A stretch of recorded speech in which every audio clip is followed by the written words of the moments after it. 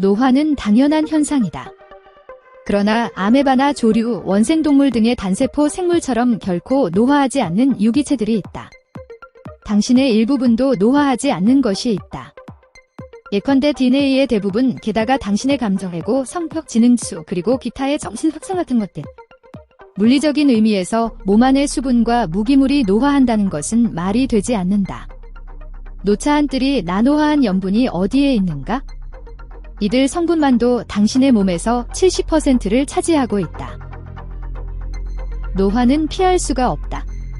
그러나 꿀벌은 1년 중 어떤 시기에 호르몬을 조절하여 노화 현상을 완전히 거꾸로 되돌릴 수 있다. 인체에서는 호르몬 상태의 변화가 그처럼 극적이지는 않지만 어떤 날의 호르몬 상태가 그 전날 혹은 그 전달 혹은 그 전에보다 젊어질 수도 있을 정도로 충분한 변동폭을 가지고 있기도 하다. 노화는 정상적인 것이다. 그러나 모든 사람에게 적용되는 노화의 정상적인 곡선은 존재하지 않는다. 어떤 사람은 노화의 특정한 증세를 전혀 보이지 않는 반면 어떤 사람은 나이 들기 훨씬 전에도 그런 증세를 보인다.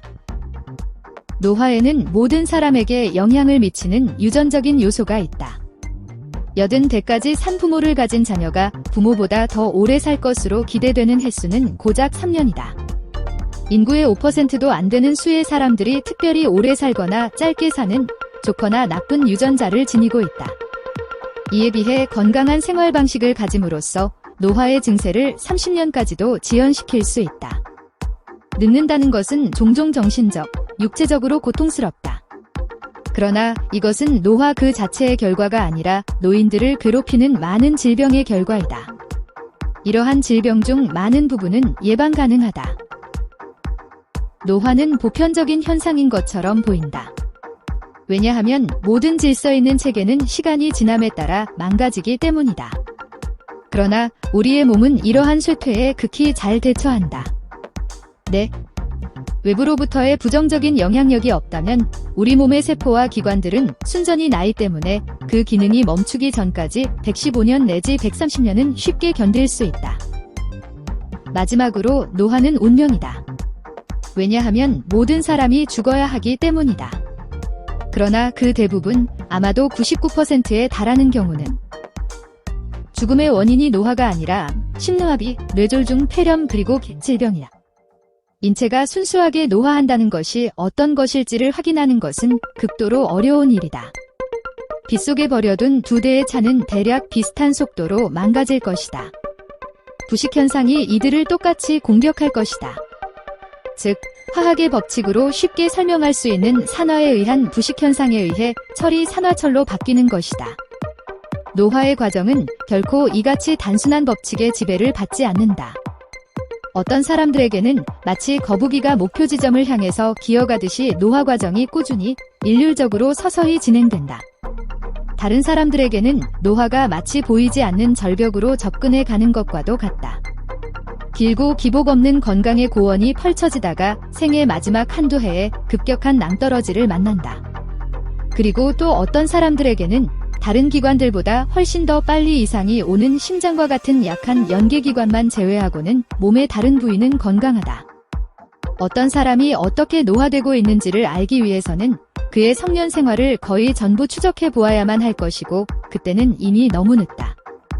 노화가 매우 개별적인 현상이라는 사실은 노령과 관련된 주요 상태들을 예측하고 처치하는 것을 극도로 어렵게 만들므로 의학에 있어서는 매우 실망스러운 일이다. 두 여성이 같은 약의 칼슘을 섭취하여 똑같이 건강한 호르몬치를 나타내더라도 한 사람은 폐경기 이후의 골다 공증으로 장애인이 되는 반면 다른 사람은 그렇지 않을 수도 있다.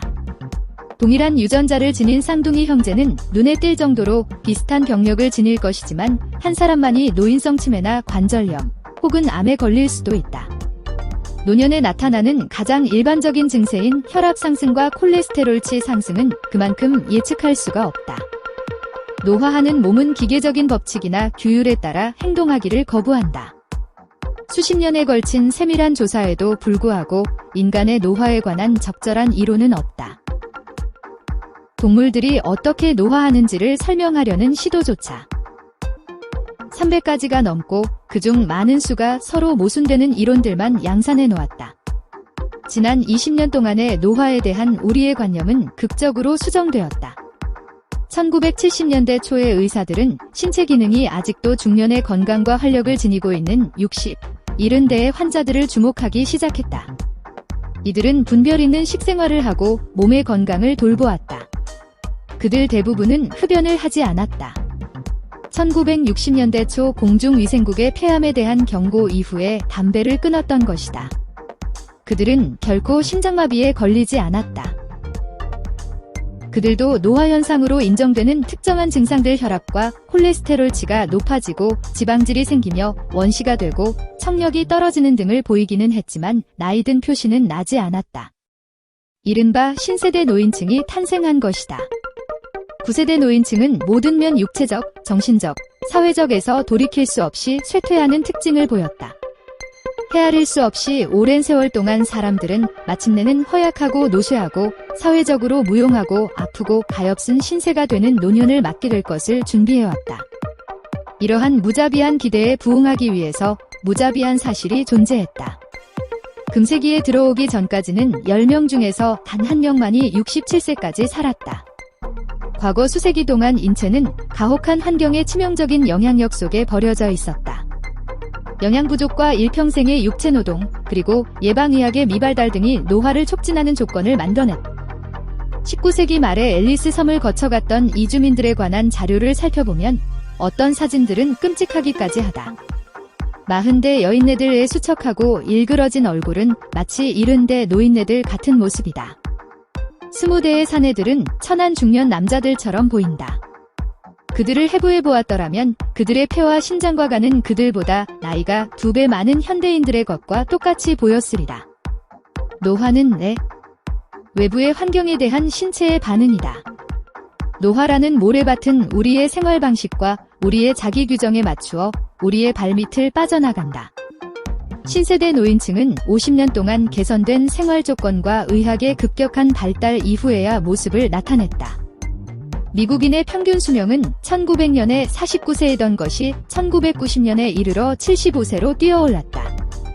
이 어마어마한 수명의 증가를 조망해보면 1세기도 안 되는 동안에 우리가 연장시킨 수명은 인류가 4000년도 넘는 세월 동안 누려온 평생의 수명과 같다. 선사시대로부터 산업혁명의 여명기에 이르기까지 사람의 평균 수명은 45세 이하였다. 단 10%의 인구만이 65세까지 살았지만 지금은 80%의 인구가 최소한 그만큼은 산다. 노화는 당연하지 않습니다. 현대의학으로 분명히 노화를 최소화할 수 있습니다. 지금까지 책시시 코너였습니다.